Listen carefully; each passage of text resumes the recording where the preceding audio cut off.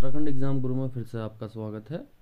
जैसा कि हम पिछले वीडियो में कनिष्ठ सहायक परीक्षा उत्तराखंड के पूरे सिलेबस की तैयारी के बारे में बता रहे थे, तो हमारी दूसरी कक्षा जो पहली कक्षा थी वो एक इंट्रोडक्टरी क्लास थी। तो उसमें हमने इंट्रोडक्शन दिया कि किस तरह से आप सिलेबस को पूर्ण करेंगे। इस वीडियो में हम विज्ञान के टॉपिक प्रकाश, क्योंकि इसमें अक्सर प्रश्न पूछे जाते हैं प्रकाश, और विज्ञान को जो एडवांटेज दिया है उत्तराखंड लोक सेवा आयोग ने कनिष्ठ सहायक में, वो 15 नंबर का दिया है, 15 नंबर का विज्ञान को दिया है। तो वीडियो को आप पूरा देखिए। और हमारा चैनल ज़रूर नया है, लेकिन गुरुजी जी हैं, गुरुजी हमारे पुराने हैं, तो आप सहयोग देंगे ऐसी हम आशा करते हैं, जिससे आपका और हमारा दोनों का करियर का ग्राफ आगे जाएगा।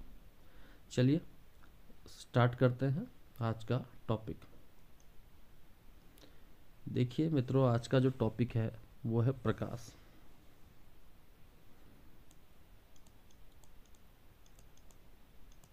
प्रकाश प्रकाश होता क्या है? प्रकाश को हम जर्नल भाषा में देखें तो प्रकाश से हम कह सकते हैं प्रकाश विद्युत या ऊष्मा की तरह ऊर्जा का ही एक रूप है।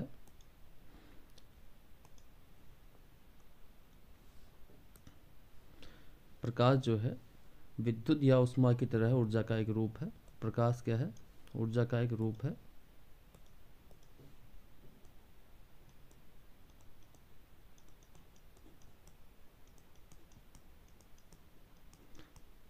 ठीक, ऊर्जा का रूप है। यह वह ऊर्जा है जो विकिरण ऊर्जा के रूप में विद्यमान है। थोड़ा सी थ्योरी आपको लंबी लग सकती है, लेकिन ये आपके आने वाले सभी पेपर्स के लिए बहुत ज़्यादा इम्पोर्टेंट होगी। और यह तो अदृश्य होता प्रकाश, लेकिन क्या होता है, और वस्तुओं को दृश्य करता है। अपना अदृश्य होता प्रकाश और चीज़ों को दृश्य करता है। ये होते हैं प्रकाश के गुण। ठीक, वस्तुओं को दृश्य करता है। ये तो हम एक जनरल समझ हम विकसित करेंगे, उसके बाद हम क्वेश्चन आंसर्स की ओर बढ़ेंगे। ठीक, तो जो जो क्वेश्चंस आ सकते हैं मैं उनको एस्टिक मार्क से मार्क कर दूंगा, आप नोट कर लीजिएगा। आप चाहे तो स्क्रीनशॉट भी ले सकते हैं। चलिए आगे बढ़ते हैं प्रकाश में ही।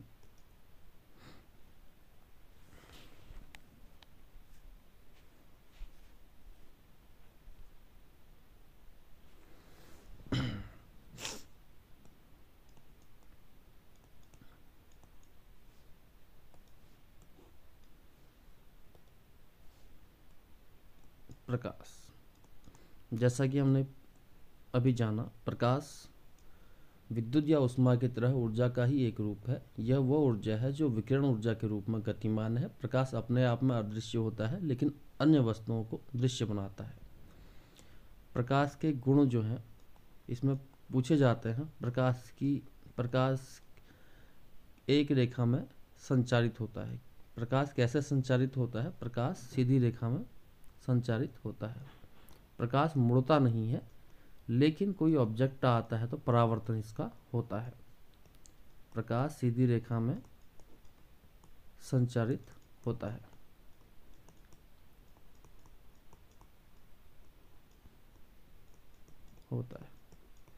पहला तो ये है। और प्रकाश की तरंगे जो है निर्वात उस स्थान को कहते हैं जहाँ पर वायु नहीं होती है, जैसे अंतरिक्ष में निर्वात होता है। तो प्रकाश जो है निर्वात से होके गुजर सकता है।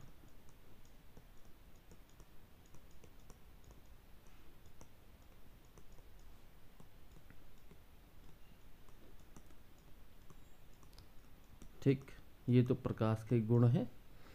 अक्सर ऑप्शनल प्रश्न बन सकते हैं और पूछे भी गए हैं। चलिए और चीज़ें देखते हैं जो और बातें प्रकाश से रिलेटेड परीक्षा में पूछी जाती हैं, वो क्या क्या है। आप चाहें तो इस पेज का भी स्क्रीनशॉट ले सकते हैं। चलिए और प्रश्न क्या क्या आते हैं हम देख लेते हैं। प्रकाश से संबंधित जो उत्तराखंड या उत्तर प्रदेश लोक सेवा आयोग में पूछे गए हैं, और भविष्य में पूछे जाने की संभावना पूरी पूरी है, क्योंकि विज्ञान के जो टॉपिक हैं वो सिलेक्टेड टॉपिक है जो दैनिक जीवन में आपके अनुभव से आधारित हैं, उससे संबंधित प्रश्न उत्तराखंड लोक सेवा आयोग अक्सर पूछता है। प्रकाश की प्रकृति क्या होती है? प्रकाश की द्वैत प्रकृति होती है। द्वैत, प्रकाश की द्वैत प्रकृति। आपने अगर इंटर में आपकी साइंस रही होगी तो आपने प्रकाश की द्वैत प्रकृति के बारे में पढ़ा होगा। ड्यूल नेचर, इसका मतलब ये होता है प्रकाश वास्तव में द्वैत प्रकृति वाला है, जो तरंग और पदार्थ, तरंग के रूप में और पदार्थ के रूप में अपनी प्रकृति स्पष्ट करता है। ठीक, कभी ये तरंगों के रूप में, कभी ये पदार्थ के रूप में व्यवहार करता है। ये इसकी द्वैत प्रकृति है। कभी कभी आ सकता है प्रश्न कि प्रकाश की द्वैत प्रकृति क्या है, तो ऑप्शन में दिए होंगे इसमें क्या नहीं है, तरंग, कण या चुंबकीय गुण या कुछ भी आ सकता है। तो प्रकाश दो चीज़ों की तरह व्यवहार करता है, द्वैत प्रकृति में तरंग और पदार्थ की भांति। प्रश्न कभी कभी पूछा जाता है कि प्रकाश की तरंगें अनुप्रस्थ होती हैं या अनुदैर्ध्य होती हैं। तो प्रकाश जो होता है उसकी जो तरंगें होती हैं अनुप्रस्थ होती हैं। अनुप्रस्थ और अनुदैर्ध्य तरंगों को हम किसी और पाठ में समझेंगे। फिलहाल हम ये समझते हैं कि प्रकाश जो होता है वो अनुप्रस्थ तरंग वाला होता है।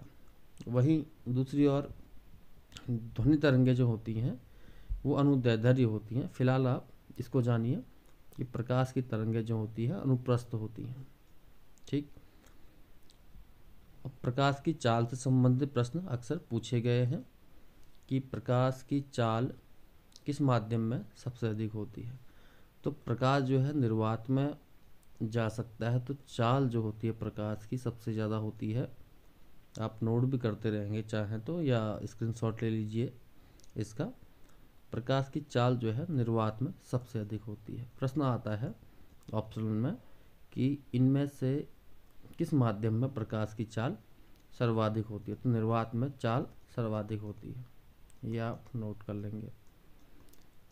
इसके बाद एक और चीज़ आती है अपवर्तनांक। अपवर्तनांक, इसको हम फिर देखेंगे। आप पहले इसका स्क्रीनशॉट ले लीजिए। ठीक, अब देखिए अपवर्तनांक, इससे अक्सर प्रश्न पूछे जाते हैं।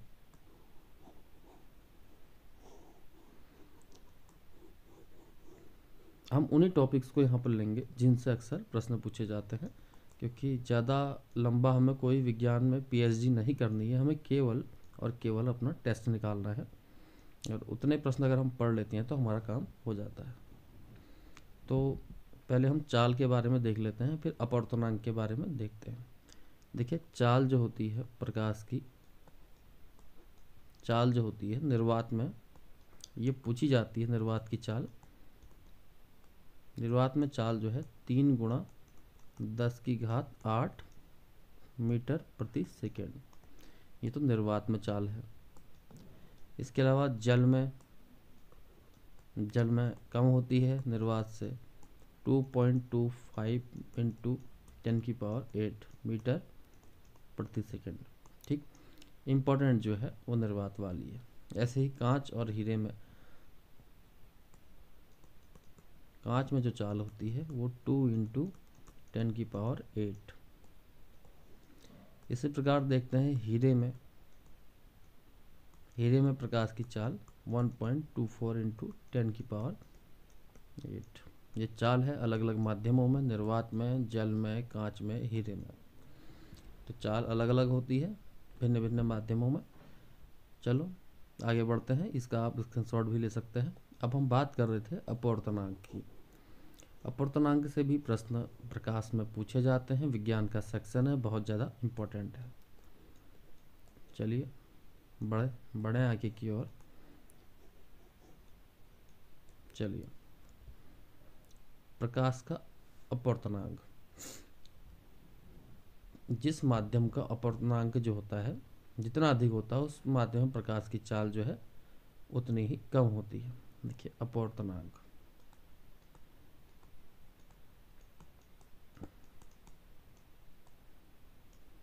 अपवर्तनांक की बात आई, जिसका अपवर्तनांक अधिक होगा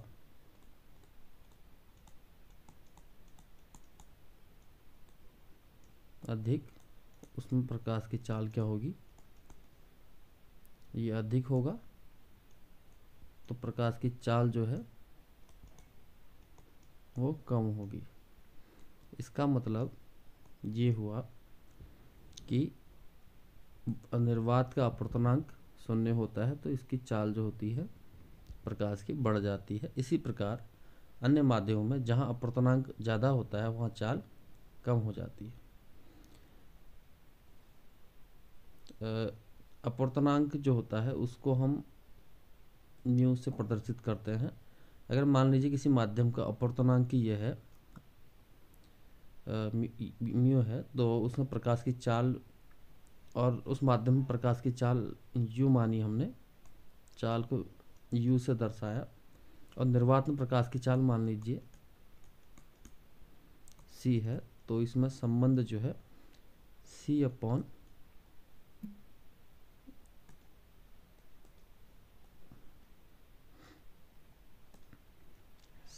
म्यू। ये देखिए किसी माध्यम में प्रकाश की चाल निकालने के लिए हमें ये फॉर्मूला यूज़ होता है। ये किसी माध्यम में प्रकाश की चाल u बराबर प्रकाश की निर्वात में चाल बट्टे अपवर्तनांक। देखिए ये तो फॉर्मूला है, इसको रटने की ज़रूरत नहीं है इस परीक्षा के लिए, लेकिन एक समझने वाली बात है। ये निर्वात में चाल है, ये अपवर्तनांक है। अपवर्तनांक देखिए नीचे बट्टे में है, यहाँ ज़्यादा होगा तो ऑब्वियस सी बात है चाल जो है ये कम हो जाएगी, जैसा कि हमने अभी बात की। ठीक, हमें जितना समझना है हम उतना ही समझेंगे, उससे आगे हम नहीं बढ़ेंगे। चलिए अपवर्तनांक की बात हो गई, और कभी कभी अपवर्तनांक भी पूछा जाता है कि किसका अपवर्तनांक क्या है। जैसे कभी पूछ लिया जाता है पानी का अपवर्तनांक क्या है, या आपका कांच का अपवर्तनांक क्या है। वैसे अक्सर ये प्रश्न ग्रुप सी में तो नहीं आने चाहिए, लेकिन कभी कभार एक आध नंबर फंसाने वाले पूछे जा सकते हैं, तो आपको पता होने चाहिए। अगर आपने पढ़ा है तो आप एक ऑप्शन कर सकते हैं। देखिए पानी का अपवर्तनांक जो होता है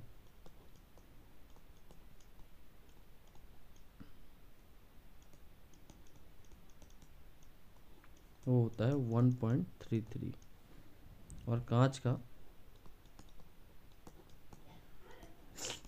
अपवर्तनांक जो होता है 1.50। इसे अपवर्तनांक को इसे म्यू से पढ़ा जाता है, इससे डिनोट करता है। मैं आपको अभी जो मैंने आपको फॉर्मूला बताया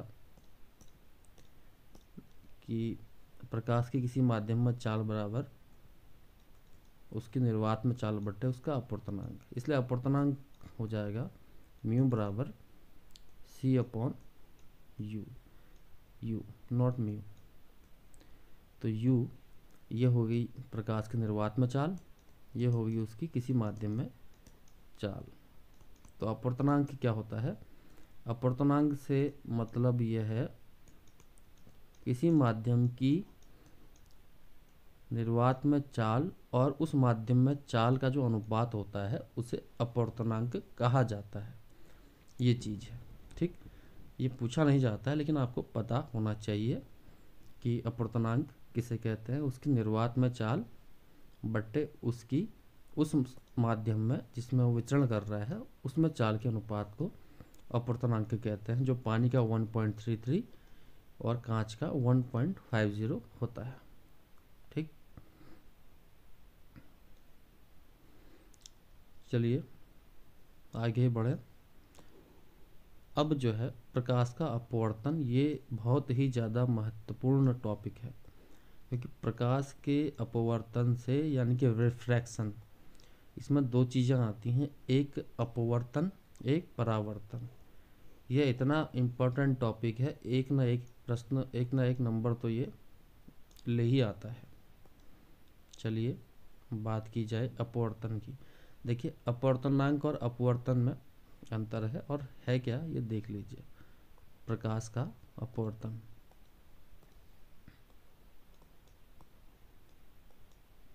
प्रकाश का अपवर्तन, अपवर्तन को अंग्रेजी में कहते हैं रिफ्रैक्शन। रिफ्रैक्शन, थोड़ा सी कुछ शब्द जो होते हैं अंग्रेजी में पढ़े जाएं तो वो हमारे लिए सुविधाजनक हो जाते हैं। रिफ्रैक्ट, प्रकाश का अपवर्तन। देखिए ऐसा होता है, एक समांग माध्यम, प्रकाश की किरण जो होती है वो सीधी रेखा में चलती है। समांग माध्यम यानी कि होमोजीनियस मीडियम, यानी कि जिस माध्यम का अपवर्तनांक जो समांग है उसमें प्रकाश की किरण जो होती है सीधी रेखा में चलती है। परंतु जब प्रकाश की किरण एक पारदर्शी माध्यम से दूसरे पारदर्शी माध्यम में प्रवेश करती है तो अपने मूल पथ से विचलित हो जाती है। इस घटना को प्रकाश का अपवर्तन कहते हैं। देखिए वैसे प्रकाश सीधी रेखा में चलता है, हमने अभी पढ़ा, ठीक। लेकिन एक सघन माध्यम या विरल माध्यम से सघन माध्यम में जाने में प्रकाश की किरण जो होती है अपनी रेखा से, अपनी मतलब सीधी रेखा से ऊपर नीचे दाएं बाएं कहीं भी जो है मुड़ सकती है, विचलित हो सकती है। इसी को अपवर्तन कहते हैं। एक बार हम समझ लें इस चीज को, ये क्या है।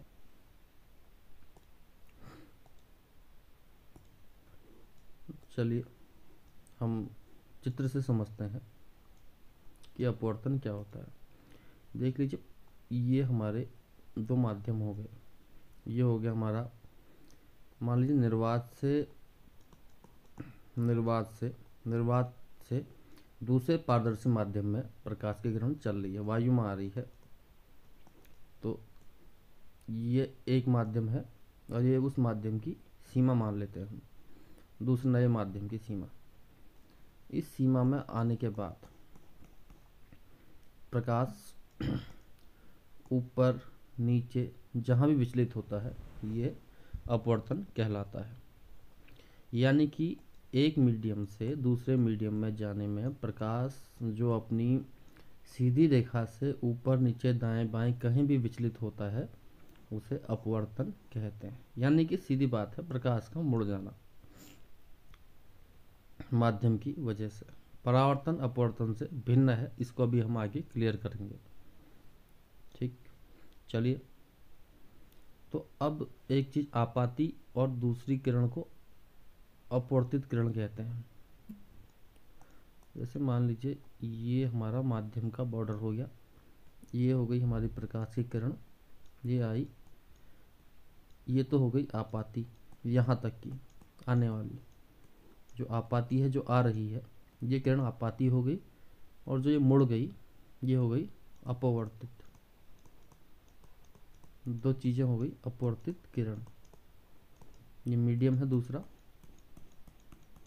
इससे इधर को ये किरण आई, मान लीजिए निर्वात से आई, ये मुड़ गई, ये अपवर्तित किरण हो गई, ठीक। अब हम देखते हैं थोड़ा सी और आगे अपवर्तन की घटनाएं क्या क्या होती हैं और उनसे किस किस प्रकार के प्रश्न अक्सर पूछे जाते हैं। वीडियो थोड़ा सी लंबा ज़रूर होगा लेकिन समझने वाला होगा। आप वीडियो को पूरा देखिए। अगर आप क्वेश्चन आंसर्स में चाहते हैं तो हम क्वेश्चन आंसर्स में भी इसे करवाएंगे, या आप विस्तार से चाहते हैं तो ये चीज़ें आपके लिए सदैव रहेंगी और आप समझ पाएंगे। देखिए हमने आपाती और अपवर्तित किरण तो पढ़ ली है यहाँ पर। अच्छा, आपाती किरण दो माध्यमों के तलों को पृथक करने वाले तल को जिस बिंदु पर स्पर्श करते हैं उसे आपतन बिंदु कहते हैं, और आपतन बिंदु पर खींचा गया लंब अभिलंब कहलाता है। आपाती किरण तथा अभिलंब के बीच बने कोण को आपतन कोण भी कहते हैं। चलिए हम समझ लेते हैं क्या क्या है। ये आपाती किरण, ये अपवर्तित किरण, ठीक। ये आपाती हो गई यहाँ तक,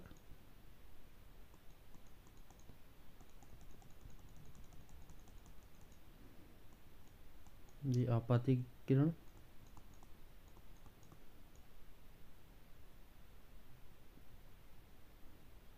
जी अपवर्तित। तो यहाँ पर एक आपतन कोण की बात आती है और ये हमारा माध्यम हो गया। ये है हमारा विरल माध्यम। ऊपर का विरल का मतलब, मान लीजिए प्रकाश जो है वायु से कांच में जा रहा है, तो वायु जो है विरल माध्यम है, कांच सघन माध्यम है। ये जो नीचे का माध्यम है ये सघन माध्यम है। आपतित किरण आई तो ये जहाँ पर मिल रही है, आपतित किरण अपवर्तित किरणों से जहाँ पर मिल रही है माध्यम में, वहाँ पर हमने एक अभिलंब खींच दिया। अभिलंब मतलब सीधी रेखा, ये अभिलंब कहलाएगी।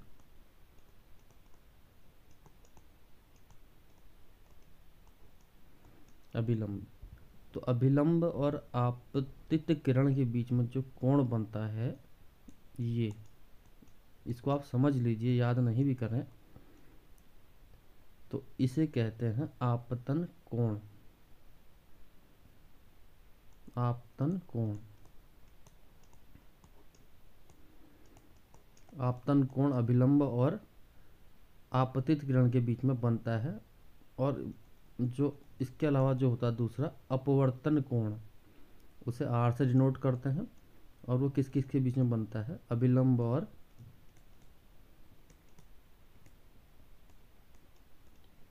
अपवर्तित किरण के बीच। देखिए ये बन गया है। ठीक। इसके बाद अब जो प्रश्न परीक्षा में आते हैं उस पर विचार करते हैं, अपवर्तन से संबंधित। ये चीज़ें तो समझने के लिए थी, लेकिन एक समझ होना भी बहुत ज़रूरी है, क्योंकि रटंती विद्या फलंती नहीं।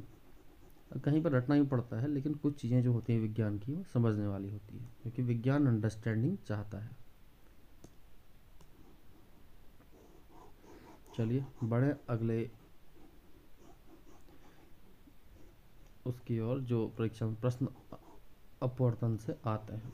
क्योंकि प्रकाश थोड़ा सी लंबा तो हो सकता है, लेकिन प्रश्न ये नंबर ये दिलवाएगा।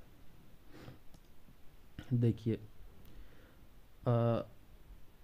प्रयोगों द्वारा यह देखा गया है, जब कोई किरण प्रकाश की विरल माध्यम से सघन माध्यम की ओर जाती है तो यह अभिलंब की ओर झुक जाती है, परंतु जब प्रकाश की किरण सघन माध्यम से विरल माध्यम में प्रवेश करती है तो यह अभिलंब से दूर हट जाती है। इसमें हम देखेंगे, देखिए चित्र से समझ लेते हैं, थोड़ा सी है, ज़्यादा नहीं है। तो हम देखेंगे ये माध्यम का, ये देखा होगा, ये सघन माध्यम है, ये विरल माध्यम है, ये अभिलंब है। चलिए पहले आपतित किरण, यह आपतित किरण हो गई, ये अपवर्तित किरण हो गई।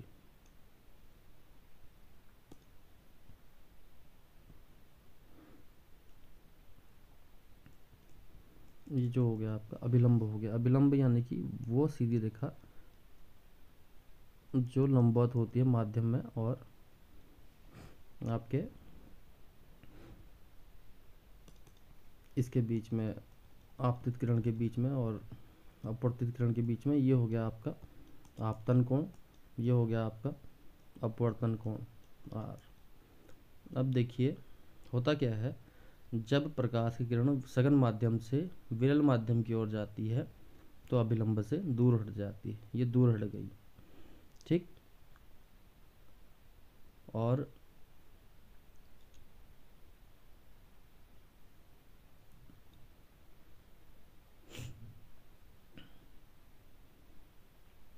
इसी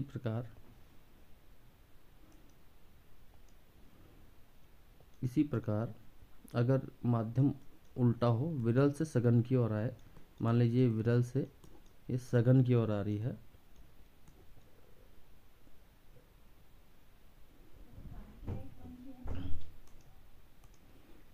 विरल से सघन की ओर आने में ये अभिलंब की ओर ही झुक जाती है। ठीक। इसी कारण प्रकाश जो है, इसी कारण जो है प्रकाश अपवर्तित होता है। देखिए ये झुक गई है, चलिए अब हम प्रश्नों पर बात करते हैं, कौन कौन से प्रश्न आते हैं।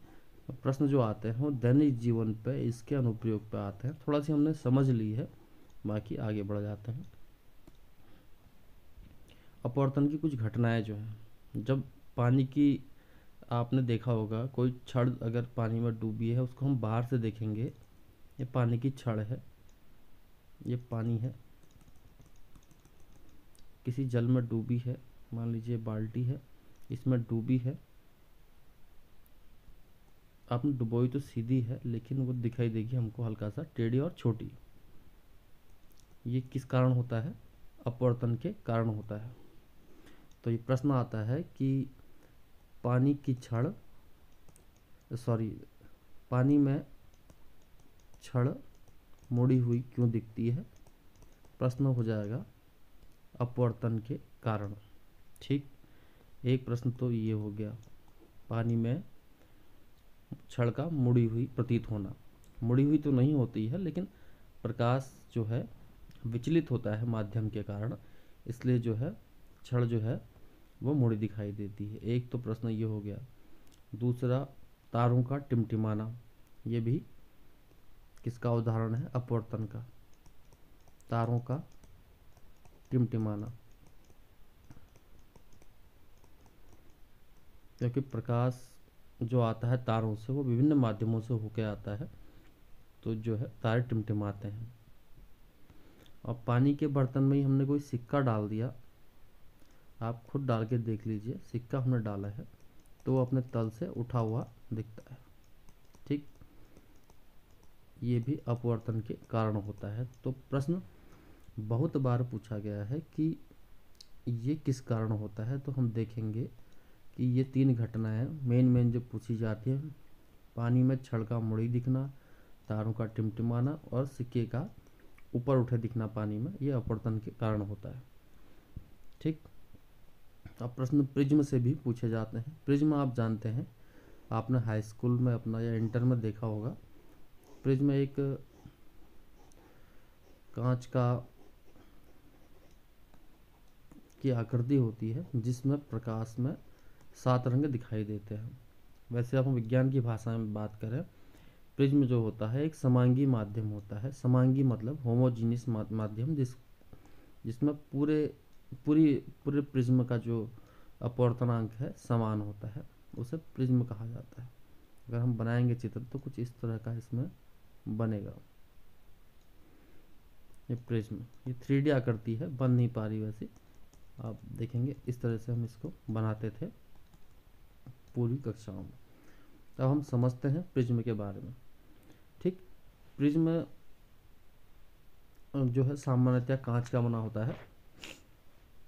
ठीक, और प्रिज्म में क्या होता है? वर्ण विक्षेपण होता है प्रकाश का। अब क्यों होता है, थोड़ा समझ लेते हैं। वर्ण विक्षेपण क्या है? प्रश्न पूछे भी गए हैं, इससे पूछे भी जाते हैं। देखिए, जब हम कोई, ये प्रिज्म है सिंपल, हम द्विमीमीय आकृति इसकी देखते हैं प्रिज्म की।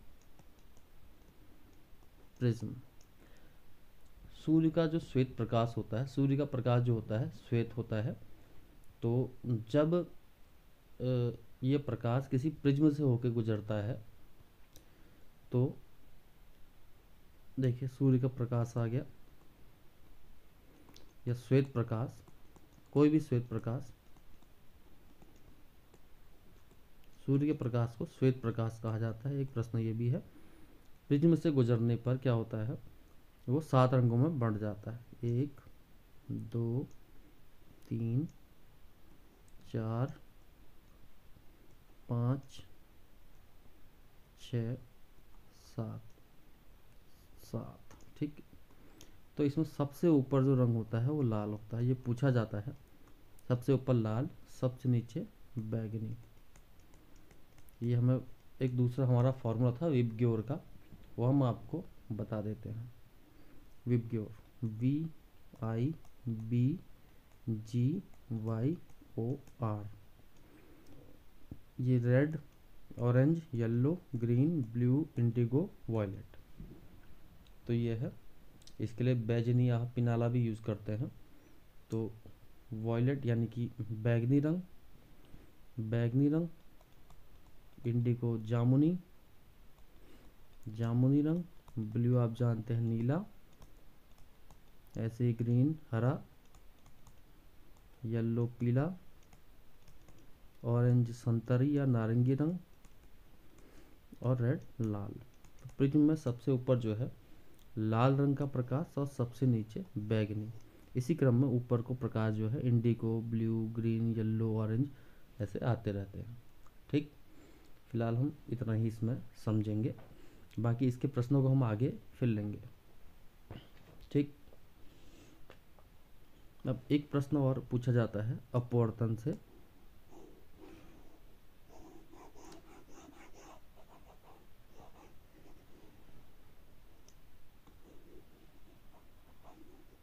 चलिए, क्लास थोड़ा लंबी है लेकिन इम्पोर्टेंट है। इसमें बैगनी हमारा विबग्योर जो है, हम विबग्योर फिर देखेंगे। विबग्योर ये हमारा वॉयलेट, यानी कि सबसे पहले आ रहा है बैगनी, बैगनी और लाल। इस पर हम ज़रा फोकस करेंगे तो बहुत से प्रश्न हमारे ऐसे ही बन जाएंगे। देखिए बैगनी रंग जो है आपका, बैगनी रंग की जो तरंग दैर्ध्य होती है, तरंग दैर्ध्य क्या है किसी और वीडियो में देखेंगे, फिलहाल इसमें इतना ही। तरंग दैर्ध्य जो होती है यानी कि वेवलेंथ इसको कहते हैं हम, वेवलेंथ जो होती है सबसे कम होती है, वेवलेंथ कम होती है और आवृत्ति ज़्यादा होती है, ज़्यादा। वेवलेंथ कम, आवृत्ति सबसे ज़्यादा। ठीक, इसी क्रम में वेवलेंथ जो है इधर को बढ़ती है लाल की ओर को, और आवृत्ति जो है इधर को घटती है इस ओर को।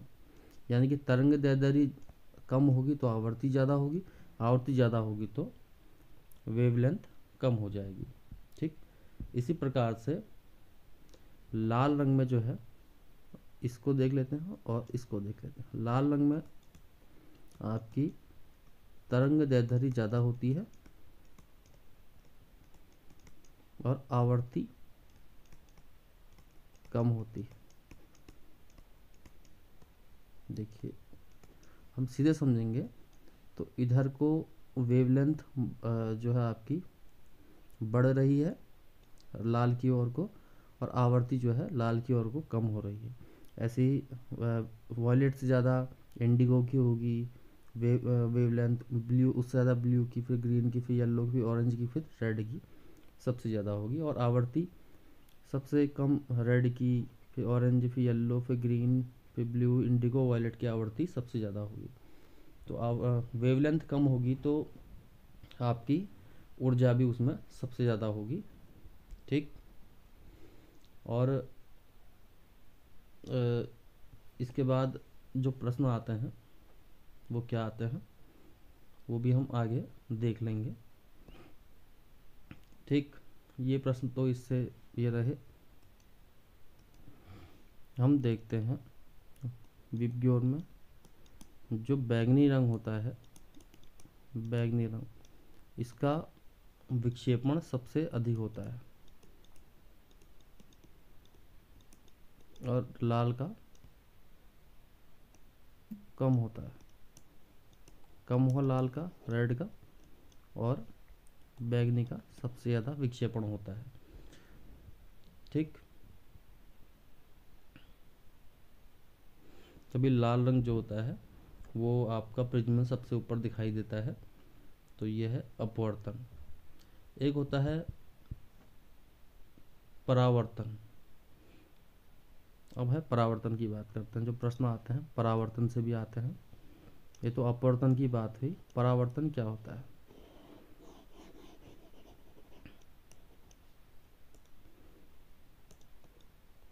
देखिए परावर्तन भी प्रकाश का एक गुण है।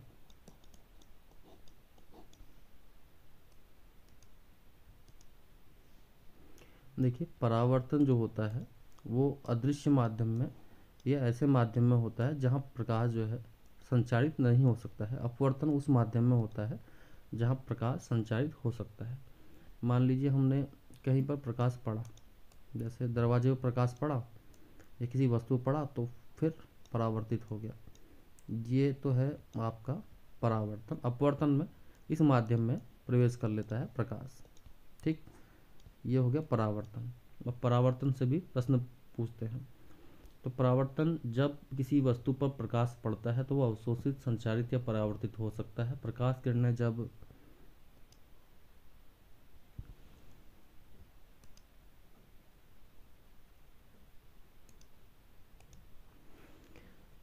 किरणें जब किसी वस्तु की सतह पर पड़ती हैं तो उसे वापस प्रेषित करने का जो प्रक्रम होता है प्रकाश का, परावर्तन कहलाता है। जैसे पॉलिशदार वस्तुएं होती हैं, चमकीली सतह वाली वस्तुएं, पॉलिश रहित वस्तुएं धुंधली सतह वाली वस्तुओं की अपेक्षा जो अधिक परावर्तित करती हैं। जैसे हमारा शीशा है या हमारा खिड़की का कांच है या कोई चमकदार वस्तु है, उसमें परावर्तन जो होता है वो अधिक होता है। और बाकी जो है कुछ वस्तुएं प्रकाश का अवशोषण कर लेती हैं। ठीक, तो ये परावर्तन है। रजत धातु जो है प्रकाश के उत्तम परावर्तक। रजत मतलब चांदी जो है प्रकाश के उत्तम परावर्तक है, यानी कि उस पर टकरा के प्रकाश एकदम रिफ्लेक्ट हो जाता है। तो इंग्लिश में समझेंगे तो परावर्तन का मतलब हो गया रिफ्लेक्शन, और आपका अपवर्तन का हो गया रिफ्रैक्शन। तो ये चीज़ें रिफ्लेक्ट और रिफ्रैक्ट। ठीक, रिफ्लेक्शन में क्या होता है, आपका प्रकाश जो है टकरा के वापस आता है। रिफ्रैक्शन में प्रकाश जो है टकरा के उसी माध्यम में चले जाता है। ठीक, अब जो प्रकाश से प्रश्न आते हैं वो आते हैं आपके दर्पण से। दर्पण किस किस टाइप के होते हैं, किस में कौन सा दर्पण लगा होता है। जैसे आपका हम देखेंगे कि गाड़ी में की हेडलाइट में कौन सा दर्पण लगा होता है, अक्सर प्रश्न पूछे जाते हैं। तो ये प्रश्न भी हम देखेंगे। पहले दर्पण हम देख लेते हैं। देखिए दर्पण जो होते हैं,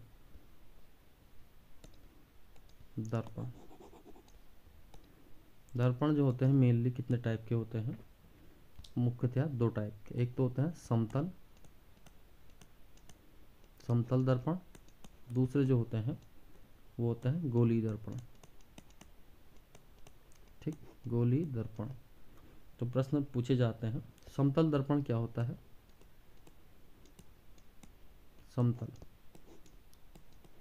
समतल दर्पण एक तरफ रजत धातु की चमकीली तरह वाली कांच की पतली चपटी और चिकनी सीट होती है। हमारे श्रृंगार की मेज पर जो प्रयुक्त दर्पण होती है वो भी समतल दर्पण होती है। हम पूछते हैं कि समतल दर्पण में कितने प्रतिबिंब बनेंगे, तो समतल दर्पण जो होता है, आप मान लीजिए कि हमारी जो जिसमें अपना चेहरा हम देखते हैं वो होती है। ठीक, इसमें क्या होता है, कांच में होता है। कांच में रजत यानी कि चांदी की चमकीली परत होती है, चिकनी और सीधी सीट होती है। श्रृंगार की मेज पे जो हमारी दर्पण होता है वो समतल दर्पण होता है। ठीक, प्रश्न पूछा जाता है श्रृंगार की मेज वाला दर्पण कौन सा है, तो ये समतल दर्पण है। ठीक,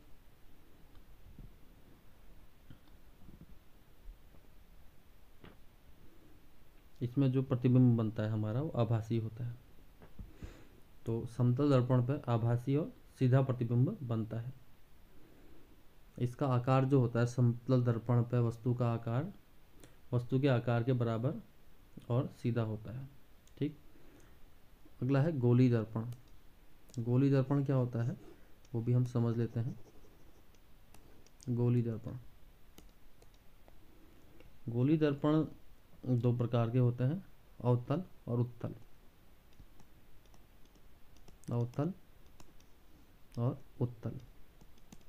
समतल तो सीधा हो गया, गोलीय, अवतल, उत्तल। अंग्रेजी में हम अवतल को कॉनकेव कहते हैं और उत्तल को कहते हैं कॉन्वेक्स। ठीक, अवतल दर्पण हम देखें तो ये दर्पण और लेंस में अंतर माना जाएगा। दर्पण जो होता है वो एक तरफ से अपारदर्शी होता है, लेकिन लेंस जो होता है पूरा पारदर्शी होता है। ये हो गया आपका अवतल दर्पण। अवतल दर्पण में क्या होता है कि जो आपकी ये वाली परत है, ये जो होती है पेंटेड होती है, और प्रकाश की परावर्तक सतह जो होती है वो ये वाली होती है, अवतल सतह। ऐसे उत्तल में क्या होता है, उत्तल में ये उत्तल में इसका सीधा उल्टा होता है। उत्तल में क्या होता है, उत्तल में ये जो अंदर की सतह होगी ये होगी आपकी पेंटेड या रजत परत से पेंटेड, ये होगी आपकी परावर्तक। ठीक। अब जो प्रश्न आते हैं वो किस प्रकार के आते हैं वो देख लें। उत्तल और अवतल दर्पण से प्रश्न बहुत बार पूछे गए हैं और बार बार पूछे गए हैं। 1 नंबर का प्रश्न इसमें आता है, इसमें कौन सा आपका लेंस लगता है, उसमें आपका कौन सा दर्पण यूज़ होता है, तो हम इसको क्लियर कर लेते हैं। चलिए 2-3 प्रश्न जो आए हैं, जो पहला प्रश्न जो आता है, जो डेंटिस्ट होता है व्यक्ति के दांतों की परीक्षा करने हेतु दंत चिकित्सक द्वारा दांतों का बड़ा प्रतिबिंब देखने के लिए अवतल दर्पण का यूज होता है। देखिए अवतल दर्पण देखते हैं पहले हम। अवतल डेंटिस्ट यूज करता है, जो अंदर मुंह के डालता है वो अवतल दर्पण यूज करता है। ठीक। और वाहन की हेडलाइटों और सचलाइटों परावर्तक के रूप में भी प्रयोग किया जाता है। ठीक। डेंटिस्ट के अलावा वाहनों की हेडलाइट में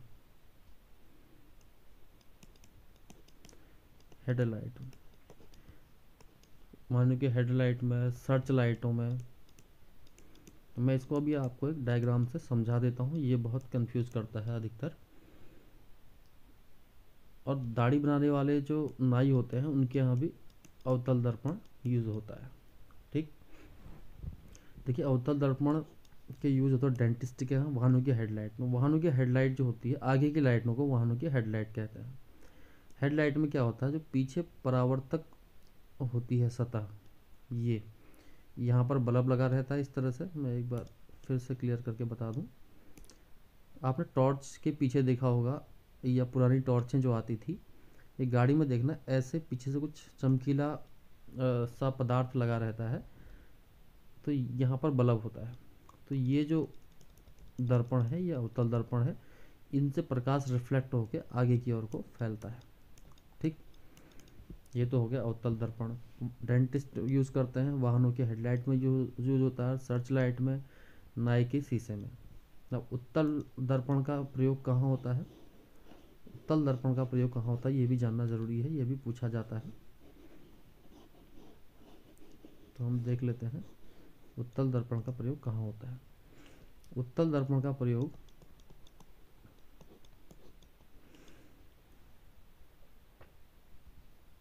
जो हम पीछे का रियर व्यू देखते हैं वाहनों में, पीछे हम गाड़ी के इस तरफ और इस तरफ शीशे लगे रहते हैं रियर व्यू देखने के लिए, ये होते हैं आपके उत्तल लेंस।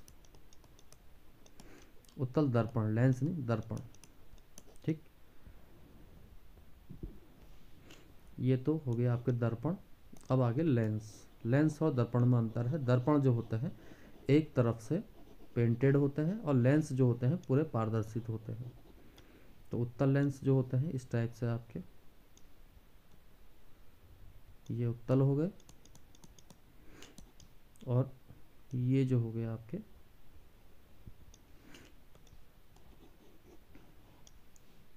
अवतल हो गए।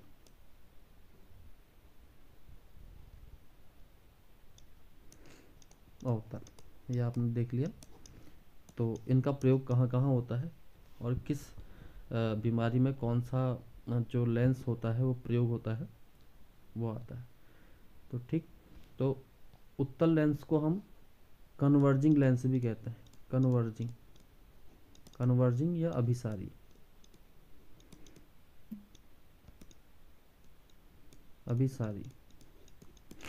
इसको हम कहते हैं अपसारी, अपसारी या कॉनकेव, ये दोनों ओर से पिच का है। ये जो होता है केंद्र में मोटा होता है, ये केंद्र में पतला होता है। ठीक, ये जो होता है इससे गुजरने वाले प्रकाश को एक बिंदु पर फोकस करता है, इसलिए इसको अभिसारी कहते हैं। और ये जो होता है किरणों को अपसारित करता है, इसे इसलिए अपसारी लेंस कहते हैं। ये किरणें आई, इधर उधर फैल गई। ठीक, तो ये है उत्तल और अवतल लेंस। इनका प्रयोग कहाँ कहाँ होता है, ये प्रकाश का लास्ट टॉपिक है, प्रकाश में जो आ सकता है परीक्षाओं में, वो देख लेते हैं। देखिए, उत्तल लेंस और अवतल लेंस में हम समझ लेते हैं। लेंस जो है उत्तल, यानी कि आपका कन्वर्जिंग लेंस, ये क्या करता है, उत्तल लेंस जो है प्रकाश हमारा ऐसे आया तो एक बिंदु पे इसको लाता है, तो इसका प्रयोग हम दृष्टि दोष में भी करते हैं। ठीक, होता क्या है,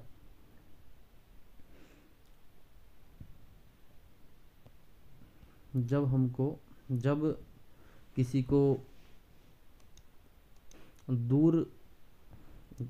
को दूर दृष्टि दोष होता है, दूर दृष्टि दोष जो होता है, तो होता क्या है, उसका जो प्रतिबिंब होता है वो रेटिना के बाद बनने लगता है ऐसे। तो हम यहाँ पर लेंस का प्रयोग करके, उत्तल लेंस का प्रयोग करके उसके जो प्रतिबिंब है उसको रेटिना पर बनाते हैं। तो दूर दृष्टि दोष में इसका प्रयोग किया जाता है, अवतल लेंस का।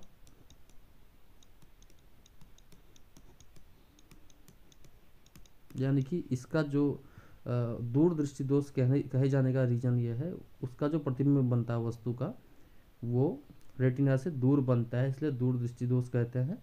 और उसको रेटिना पर फोकस करने के लिए प्रतिबिंब को उत्तल लेंस का प्रयोग किया जाता है। इनको दूर की वस्तुएं तो साफ दिखाई देती हैं, लेकिन निकट की वस्तुएं साफ नहीं दिखाई देती हैं, यहाँ पर उत्तल लेंस का प्रयोग होता है। कंफ्यूजन नहीं करना है इसमें, दूर दृष्टि दोष और निकट दृष्टि दोष। अब हम बात करेंगे अवतल लेंस का प्रयोग कहाँ पर होता है, अवतल का होता है निकट दृष्टि दोष में। होता क्या है, जब किसी वस्तु का प्रतिबिंब जो है रेटिना से पहले ही बनता है, तो क्या किया जाता है, यहाँ पर हम अवतल लेंस का प्रयोग करते हैं। ये किरणों को अभिसारित करता है और ठीक जगह पर इसका प्रतिबिंब बनवाता है। ये अवतल लेंस का प्रयोग होता है। तो ये प्रयोग होता है निकट दृष्टि दोष में। इनको निकट की वस्तुएं तो साफ दिखाई देती हैं, लेकिन दूर की वस्तुएं साफ नहीं दिखाई देती हैं। ठीक, निकट दृष्टि दोष में यूज हो गया अवतल लेंस, और दूर दृष्टि में प्रयोग हो गया उत्तल लेंस। ये चीज़ें पूछी जाती हैं, कई बार पूछी भी गई हैं। निकट दृष्टि दोष में अवतल लेंस और दूर दृष्टि दोष में उत्तल लेंस। इसमें दूर में निकट की वस्तुएं साफ नहीं दिखती, और निकट दृष्टि में जो है दूर की वस्तुएं साफ नहीं दिखाई दी, उल्टा होता है। निकट दृष्टि दोष के लिए अवतल लेंस और दूर दृष्टि दोष के लिए उत्तल लेंस का प्रयोग करते हैं। ये थी हमारी आज की प्रकाश की क्लास। और प्रश्न किस किस टाइप के पूछे जाते हैं, एक आध प्रश्नों पर भी चर्चा कर लेते हैं। और अगर आपको वीडियो अच्छी लगेगी तो हम इसके MCQs भी आने वाली वीडियोज़ में करवा देंगे, क्योंकि मैंने कहा कि एक वीडियो व्याख्या के साथ हो जाए तो क्या पता आपको पसंद आए और आपके लिए फ़ायदेमंद भी हो। तो जैसे एक प्रश्न आया था,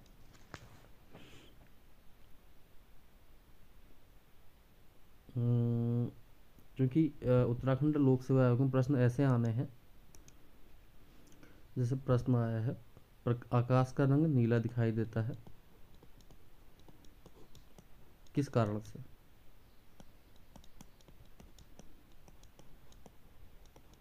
तो ये प्रकाश के प्रकीर्णन के कारण नीला दिखाई देता है।